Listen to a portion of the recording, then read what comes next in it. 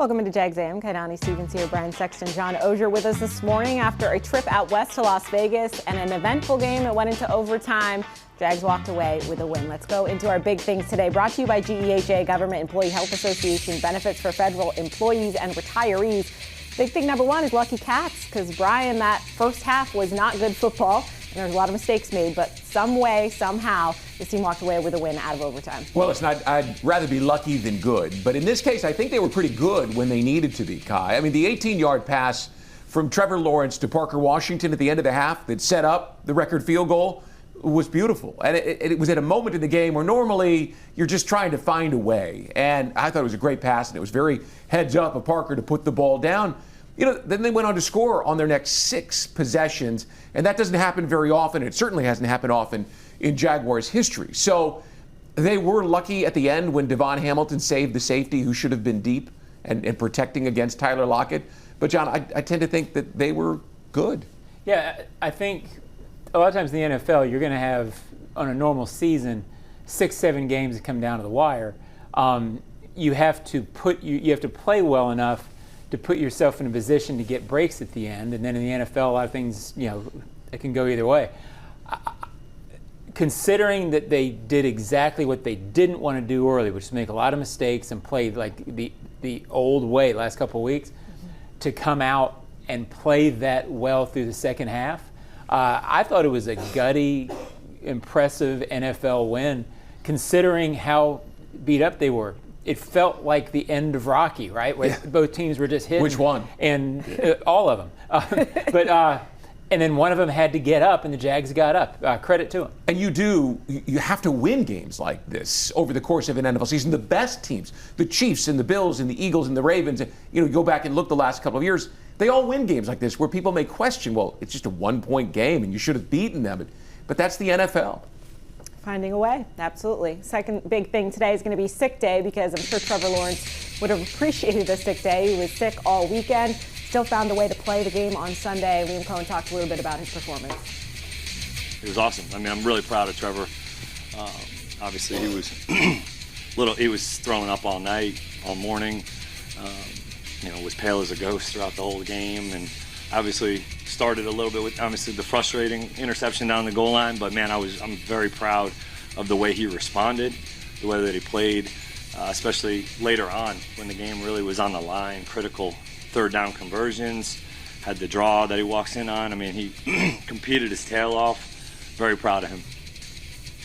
John, Trevor Lawrence was sick. I think Jordan Lewis went out on the first or second play of the game. They played through a lot. They had like one tight end at one point. They battled through. Well, I laughed. I got an email from a reader that said, well, Trevor did look sick. I said, he didn't look sick. He was sick. Like, if Brian walked in looking like that, I'd say, man, go home. What are you doing? I tell Brian to go home anyway. It was impressive. Again, 2 or 3 times a season, most teams, you're going to get in a situation in the second half where all of a sudden you look around and you're down at a position or two. And I thought the receivers, Austin Trammell, Tim Jones, these guys weren't even on the active roster on Monday. And without their 2 plays, I don't know that you win the game. So in the NFL, after covering this league forever, you sort of roll your eyes a little bit when you hear next man up, and okay, next man up. This is going to be fun. On Sunday, that was the story. I like most people, just put my head in my hands when he threw that interception. It's just like, oh boy, here we go. And I'm not sure that what we witnessed was necessarily a Willis Reed moment for all of those who are old enough to remember the great Knicks moment when Willis Reed came back onto the court. But I think in the locker room, John and Kai, it might be seen as that, because you're talking about a guy that was throwing up on Saturday night at the hotel, and on Sunday morning he was sick, and his teammates saw their leader, the quarterback, who had made a critical mistake at the end of a 17-play, 10-minute and 27-second drive, pick himself up.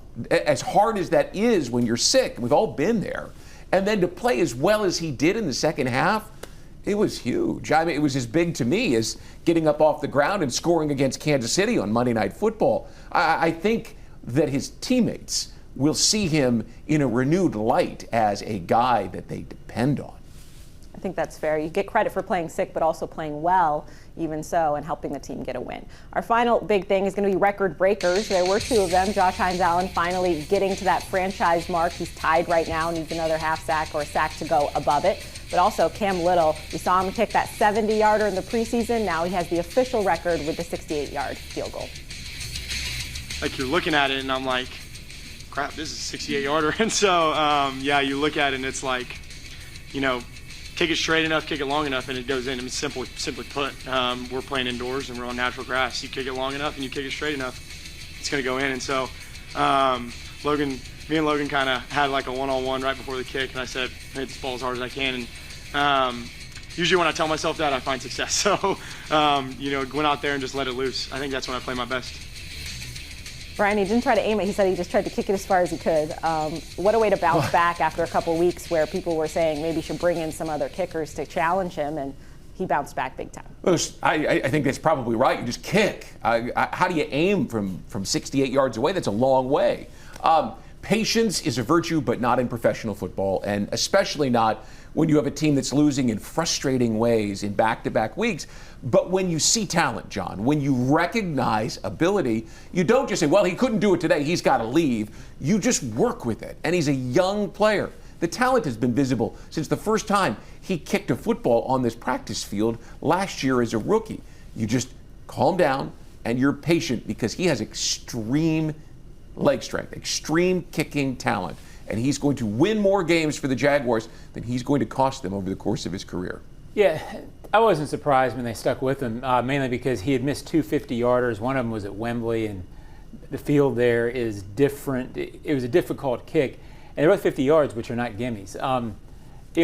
It's funny, when he lined up for 68, I thought, well, he's going to make this. I mean, I've been expecting him to be, not necessarily break the records. You never know circumstance. But I've been thinking that it would not be unusual if he broke the record in his first couple of years. So when he did it, I tweeted out, Cam did it. Good for him, because he has the leg strength. He hits them all the time. I expect maybe by the end of the season he'll hit from 70. And at that point, Kai, he may not hold the NFL record. It seems like it's just every week. Like even last night, I know the Dallas kicker had a chance at 68 as well. So it seems like kickers are beyond what we've ever seen before. So it's pretty cool. Stay with us here on Jags A.M. We're going to go over some of the highlights from Sunday against the Raiders. Jags fans, if you want customized Jaguars furniture for your home, check out zipchair.com to browse all the customizable options. Zipchair is furniture for fans. I mean, I turned around, I heard the thump, and I turned around, the ball's on the ground. Jags win. I'm exhausted. I think Josh summed it up for most of us. That was an exhausting game to watch at points. Just the dramatics and the cardiac caps for sure. Well, it was a fun game to watch, at least in the fourth quarter. Yes. Let's look at some of the highlights. We'll start out with the non-highlight just because that interception early on, because that's kind of how the first half was going. It was frustrating to watch if you were a Jags fan. And then this one is just one of those ones where Trevor lets it go and you're like, why? We get those kinds of mistakes. And they happen on a regular basis, maybe even every single game. But it's his ability, as he showed us, to come back from that kind of a mistake. That's a confident arm trying to put the ball in there. Well, it was a confident arm, but there was no way that it was ever going to work. He was trying to get it to ETN early, and it wasn't there. And then obviously he just jerked the ball. And again, as you said, Brian, it's usually once a game with something like that where you go, what's he doing? But then so often this season he's made up for it with gutty grit, which is what we're about to see. Let's take another look at this kick because, John, you mentioned when we were sitting near each other in the press box, he lined up. You're like, oh, yeah, he's going to make this because, I mean, I hadn't a doubt. They were indoors with the way it was going and also how much they needed it at that point in the game. Well, and that's sort of the thing that I think was cool for everybody was when he made it, I got to admit, after watching the first half, I was like, well, okay, I'll be writing about this because I'm not writing about the game because you didn't feel like they were going to get anything going. But the fact that it got them going, I think, made it meaningful for everybody. And again, he does this so consistently that I I wrote several times last year that I expected him to break the record at some point and probably hit from 70 before the end of this season. So pretty smart, huh? Yeah, he knows it all. Yeah, just ask you. I was the only guy saying that. Oh, I'm sure. I thought that it would be good indoors because he has the leg strength, but I wasn't sure until I saw Logan Cook's hands go up, which I thought was cool. Immediately. I mean, halfway through and they're showing the end zone view, and it just, his hands go up. That amazing. He knows better than I. Yeah. So absolutely, and it's also just really cool. I mean, we've talked about this before. Because kickers can kind of be their own little thing, and the specialists can kind of have their own thing going on. But they all embrace him so much, even when it's, in the preseason, even people were freaking out. So it's kind of cool to see the whole team embrace him as much as they do. Yeah, well, and it was cool to see the coach be the first one out there to give him that great big bear hug. I mean, especially, and then afterwards in the post-game press conference to talk about, people wanted me to question him and give up on him, and you don't give up on talent like that. Especially young talent like that. Let's look at one of Trevor's rushing touchdowns early on after the second half. They came out inspired a little bit by the kick and got some scoring going early, which they needed, and wasn't always there with the offense. Obviously, tons of changes to the game plan with all the injuries and Travis Hunter going down earlier this week, but he made it happen with his legs and kind of got it going a little bit there. Trevor did at that point in the second half. Well, they were, I thought it was a good coaching job by Liam and just by all the players. You could tell for the first, half, 3 quarters, they were just trying to find something that worked. As Trevor said, stuff was working and then they weren't getting it home. So they were just trying to figure out a way to get in the end zone. And, they found it here. Trevor's legs are a weapon as long as they're not overused. And I thought they used him in the right spot here. I'm not sure how much he wants to run after the injuries the last couple of years. Listen, I'm not sure how much they want him to run. I don't want him to run very much. Well, not too much, but the threat of him running changed the way that the Raiders approached him the rest of the way. The threat of him getting out of the pocket and going. So 4 or 5 times a game in a very controlled setting, right? As best you can. Let him loose and let him go, because just the threat of that 6'6" frame, it moving towards the goal line, you could tell that it made a difference. And important to note there, which is what we're both saying, I get emails all the time, why doesn't he run more? Because he finished the last 2 seasons, carrying him away.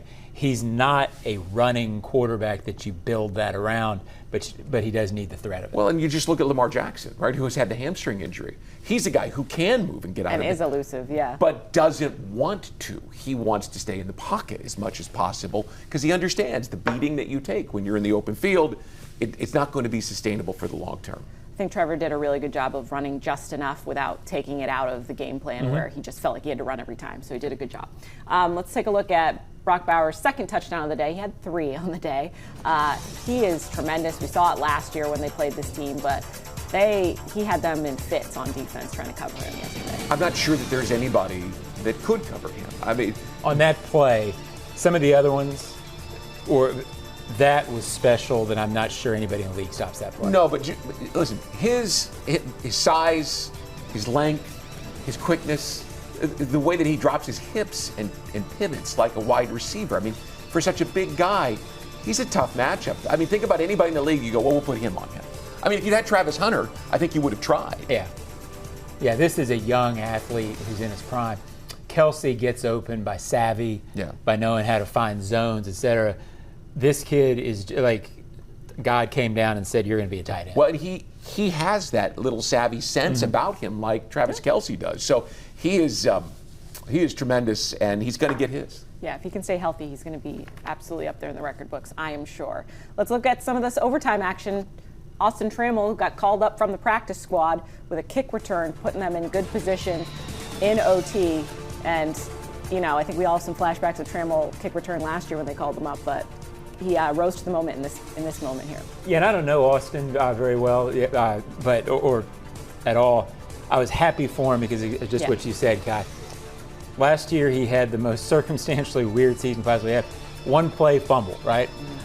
So to continue to grind, he probably earned a chance to make the team during training camp. He played that well, and they just went a different direction. So good for him, and one of those hidden plays, Brian, that you don't think about necessarily at the end of the season.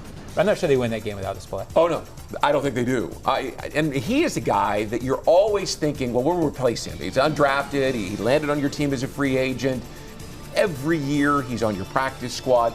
But I think he keeps earning more and more looks. And the punt return in Philadelphia was unfortunate.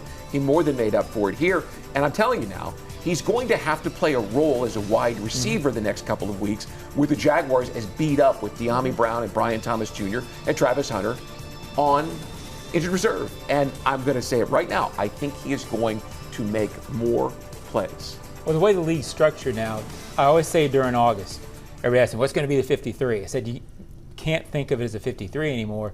You have a 16-player practice squad, and the reality is, to function in the NFL right now, you've got to have guys on your practice squad like him waiting who are really part of your team. So it's really a 61, 62-man roster these days. He may not have blazing speed, but if you watch him, he is really athletic. He can change directions on a dime. He's got suddenness about him. He's crafty. He's a Wes Welker kind of guy, and perhaps they can find a role for him going forward. Let's take a look at these final two plays of the game, because right down to the wire, as they do, the Raiders have an opportunity. They find Brock Bowers again for the third time of the day in the back of the end zone, and they're going for two, and I thank them for that because I didn't want to tie myself. So either way, it was going to be some sort of outcome to this game. And then Geno Smith, who had Tyler Lockett open, doesn't get it to him because Devon Hamilton's big mitts were up there and knocked the ball down. Listen, so I was just going to say, in hot takes coming up, I point to the fact that on those two plays that you just talked about, the touchdown and the two-point conversion, they went right towards the safeties. They had people open, yeah. They had people open, and they went right at the Jaguar safeties. Sometimes you get a break. And we talked about that a little bit. I'll go a different direction here, not to be boring, but really impressive in overtime, 8 straight runs to get in the end zone. I thought it was really impressive how they figured out with the receivers out how they had to win this game, and they stuck with the run enough. I think what we saw in overtime offensively, if they can get through the next couple of weeks, I think that's how they're going to do it. With all the injuries, they may have found a key to trying to navigate this next stretch. We talked last week in the locker room with the players about toughness, about returning to that physical style of play that they had early. Did that drive convince you that they have rediscovered the style of play that they had early that helped them get to 4-1? Well, I think that's what they want to be. I think with this team right now, my sense is, I don't know if, everybody says, well, if they did that, why don't they just do that the whole game? I think that's difficult because you've got to wear teams down and get to where you can do that. But I think they'll game plan to try to get to that point where they can use that late in the game. It'll be interesting to see this week. Takes patience and diligence. Yeah. It's be interesting this week, Kai, to see if they can do it against an excellent defense in Houston, one of the very best in the league, with Ezra Cleveland on the injury report. Yeah, it's a tougher task. And a team that knows you very well in the division with the Texans. Stay with us. After the break, we'll tell you our hot takes from this week.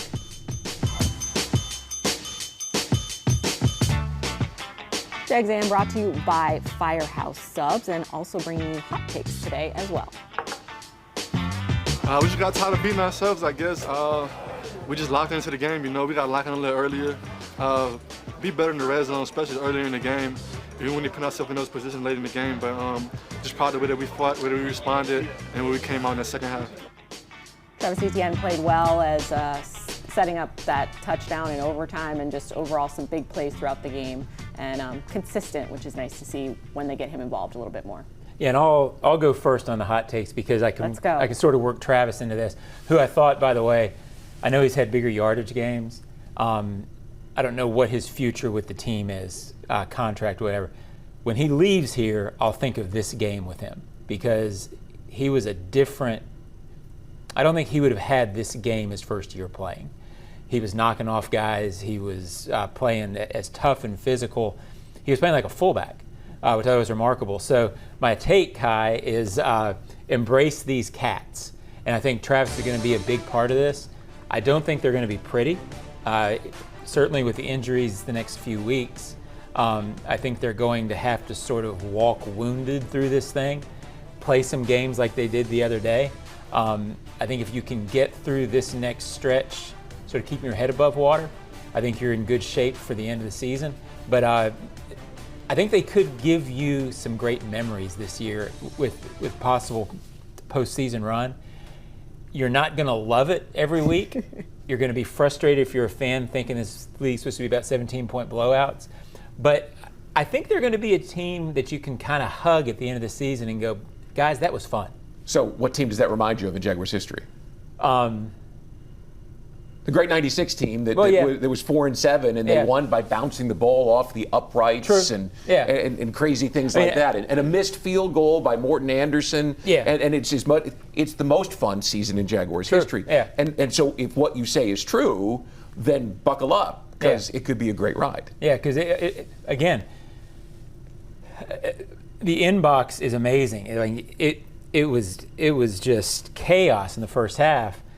And even after the game, they're frustrating. Yes. Guys, this is the NFL. Yep. I mean, frustrating wins are how you get into the postseason. And it was a fun win. I mean, it as ugly as it may have seemed. By the way, ETN, I think, has reinvented himself this year underneath Liam Cohen and the way I wouldn't have seen him with the tough running between the tackles. We didn't see it last year, so credit to him. He's as fun a player as there is to watch it right now. He's your best player on offense. Yeah, I mean, the stat is YAC, yards after contact. Yeah.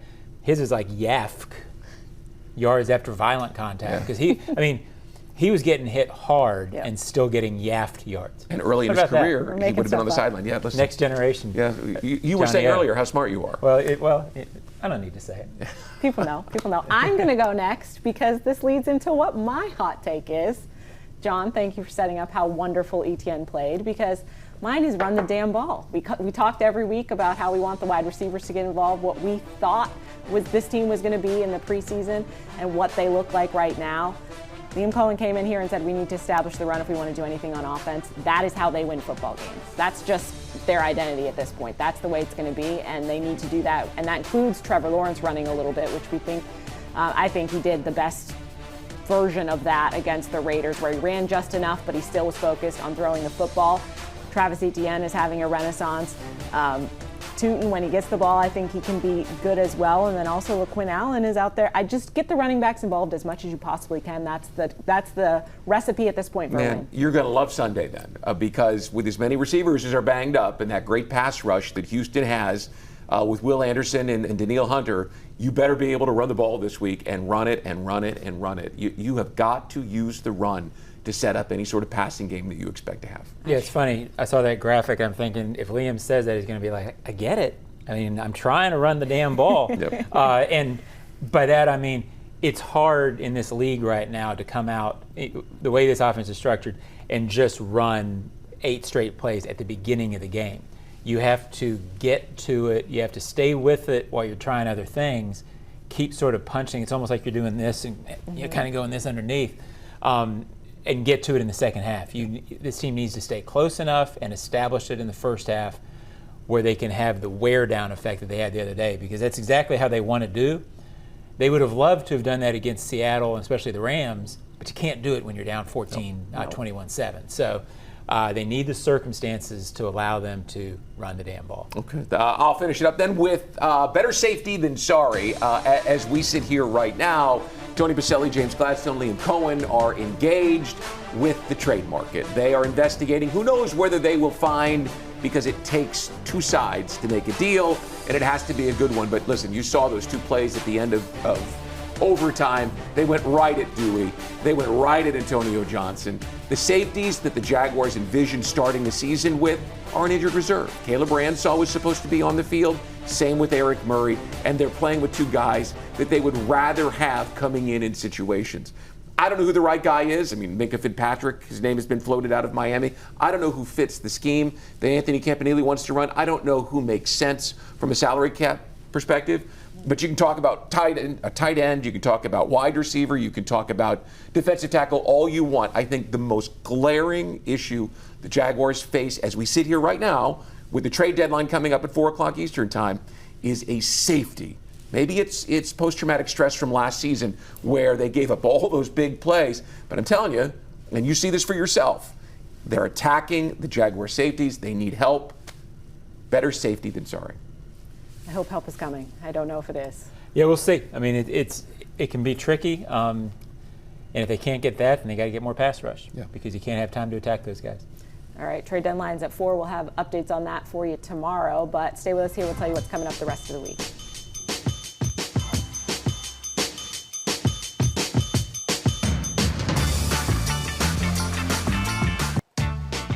Jags fans, you're invited to the official Duval Watch Party presented by UF Health. Be at the bank as the Jaguars take on the Texans on November 9th. Attendance is free. Tickets are limited. Secure your spot. Visit jaguars.com/watch party.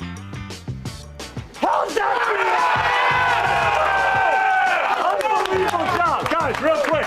Guys, so many dudes stepped up today. So many guys stepped up today. Unbelievable job.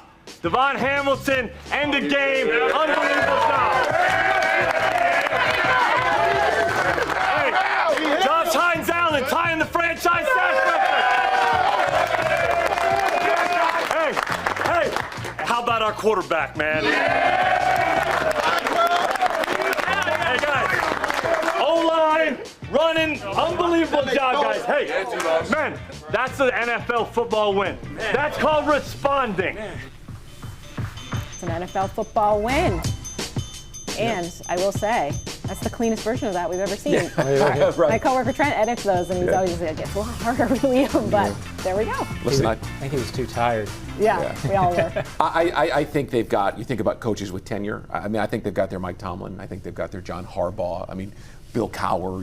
You think of those guys who are in one place for a long period of time, and it's hard to watch his team, which is 5-3 after 8 games, right? But also to listen to him and to see the way that he connects personally with these guys and the way they respond to him, and not think he's going to be here a while and he's going to be that guy that they've been hoping to have here, forever. Yeah, I think people, you have so many people who analyze the NFL and they talk about play calling and X's and O's and personnel, and it all matters. But the one overlooked thing I think sometimes is belief in direction of the franchise, where you don't have guys going, hey, this shouldn't be going this way. Right. Everybody believes this is the direction. When you're pulling together and everybody believes in it, it makes a lot of difference in close games. And it's hard to find that guy, that fits the city and the owner and all of that, as evidenced by the fact that since Tom Coughlin, I mean, they've gone through 6 other coaches, and they finally, the 8th version of Jaguars head coach turns out to be that guy. Good for Khan and what he did to pull the thing back from the edge last year and to make the changes. Pretty good fit. As we mentioned, it's the trade deadline today, so we'll have the details for you tomorrow morning if anything goes down at all with that. And we'll be back here on Jags A.M. We'll see you then.